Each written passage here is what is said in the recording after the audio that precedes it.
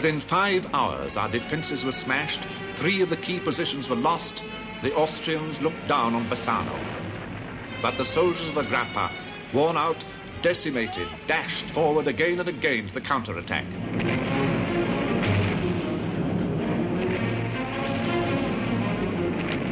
In 24 hours, all was over, and we could think of the Piave as inviolate.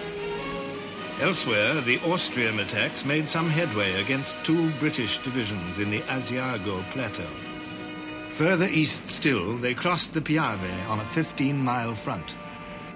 But the attacks had been spread over too wide a frontage. The Austrians were short of ammunition, short of transport, short of food. Worst of all, the Piave now rose in flood. Within 3 days, counterattacks had thrown them back across the river with the loss of 150,000 men.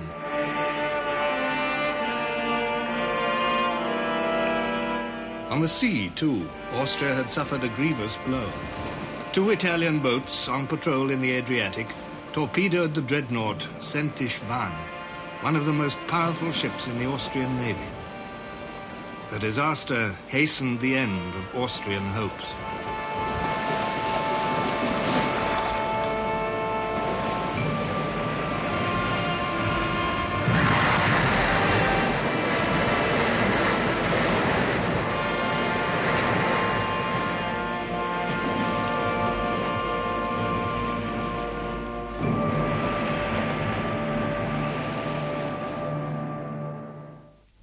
In the Balkans, Germany's other ally, Bulgaria, stood cautiously on the defensive.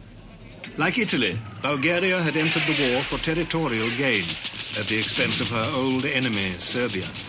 In 1915, as the Germans and Austrians invaded Serbia from the north, Bulgaria struck at her flank.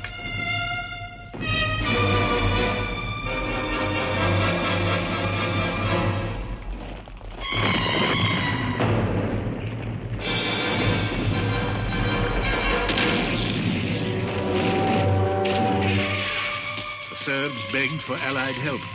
But how could they help this landlocked, isolated country in the heart of the Balkan Mountains? Only with the aid of Serbia's ally, Greece. At the invitation of the Greek Prime Minister, Venizelos, British and French troops landed at Salonika.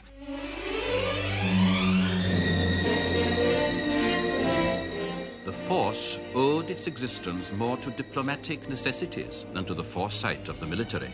The expedition was launched not to defeat the enemy, but to rescue the remains of the Serbian army and to prevent the whole of the Balkans from becoming an Austro-German province. But on the very day the Allies landed, Venizelos was dismissed by the pro-German King Constantine. The king declared that Greece would stay neutral. The Allies were too late to help the Serbians effectively. They found themselves in a neutral country teeming with German spies.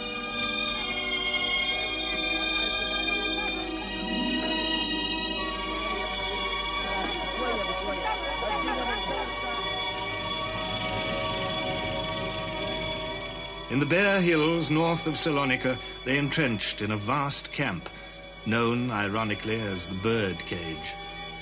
Here they waited for the Bulgarians and Germans to advance. But they did not come. All we prayed for and hoped for was, let us have some action. Let us get into things. Let us do something. We joined the army to fight for the old country, not to plouter about and dig trenches. As the troops in the Bird Cage dug and made roads, reinforcements poured into Salonika. British, French, Italians, Russians, Serbians. It was probably the most crowded city in the world, and the most polyglot.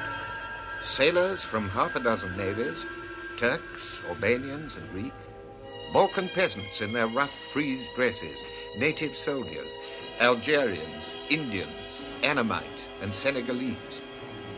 Salonika's cafes, cabarets, cinemas and music halls did a roaring trade. There were never quite enough for the thousands of strangers within the gates of the city.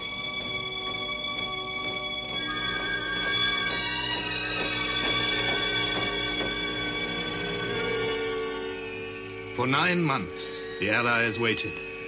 There was mistrust of Greek intentions, mistrust between the Allies, mistrust of the French commander, General Sarai.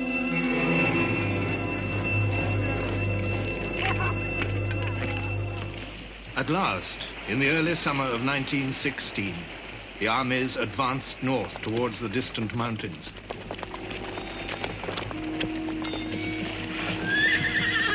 The Bulgarians and Germans had had ample time to prepare. Everywhere they held the heights in great strength. No matter where you were under observation. All they had to do was look down on you. You couldn't move by daylight at all. In the heat and dust, the trench lines spread across the Balkan Peninsula, from the Aegean to Albania on the Adriatic. The sun beat down on the stony, treeless heights on the swampy plains. The temperature rose to 114 degrees. The British troops had no sun helmets. The director of medical services in Egypt thought they were unnecessary. With the heat came the mosquitoes, but there were not enough mosquito nets, not enough quinine. In the summer of 1916, in every battalion, men went down by the 100. The medical services were overwhelmed. The difficulties of evacuating this flood of sick men were extreme. In 1916, there were 30,000 cases of malaria. In 1917, 63,000. In 1918, 67,000. It was then when you had an attack of malaria and you had, as a result, a chronic fit of depression, that it was hardest to keep one's reason. Long hours in the line, in one's lonely dugout, as one sat there and thought, shall I ever see home again and the people I love? That was the most dangerous moment for any man to have to face. And some poor chaps couldn't face it and shot themselves. The British Army felt abandoned, forgotten. We are far out of the limelight. People ask, what on earth is the Salonika Army doing? Lloyd George wrote, Our Balkan force remained a miserable Cinderella among the Allied armies. The British War Office never loved it. The campaign was a wretched story of neglect, delay, and official bungling of essential supplies. Winter brought a new enemy, cold. Day and night, the armies of both sides were exposed to the full blast of the blinding sleet, the icy wind. The temperature fell to 35 degrees below freezing. Men went down by the score with frostbite. The German High Command were content to remain on the defensive and let the Bulgarians hold the line. It was more advantageous to know that 300,000 of the enemy were being chained to that distant region than drive them from the Balkan Peninsula and thence to the French theatre of war. The Germans had other preoccupations in the Balkans. In 1916, Romania declared war on the Central Powers, and Bulgaria found herself with an enemy on her northern frontier. But Romanian ambitions exceeded their powers. The trouble is we are such babies, so unlearned in the art of war, wrote the Queen of Romania.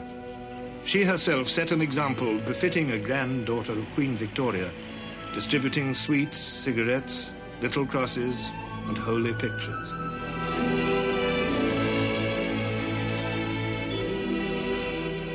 But crosses and holy pictures were not enough. The Romanian army was pitifully equipped and badly led. In the northwest, German and Austrian Alpine troops burst through the mountains into the central plain. Bucharest, the capital, fell without a struggle.